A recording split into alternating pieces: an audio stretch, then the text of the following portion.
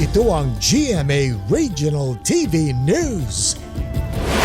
Mainit na balita mula sa Luzon, hatid ng GMA Regional TV. Patay sa engkwentro sa pulisya ang isang lalaki sa Calamba, Laguna. Chris, ano ang nangyari at nagkaroon pa ng barilan? Connie, bigla na lamang daw nagpaputok ng baril ang lalaki nang pasukin ng mga pulis ang bahay kung saan siya nagtatago umano. Ayon sa pulisya, nakasalubong nila ang isang alias Alan na may dalang baril habang nagsasagawa ng operasyon sa lungsod.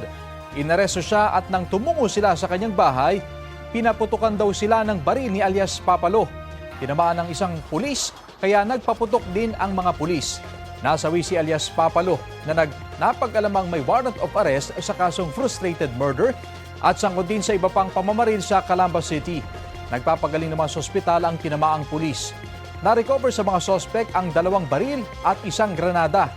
Walang pahayag si alias Alan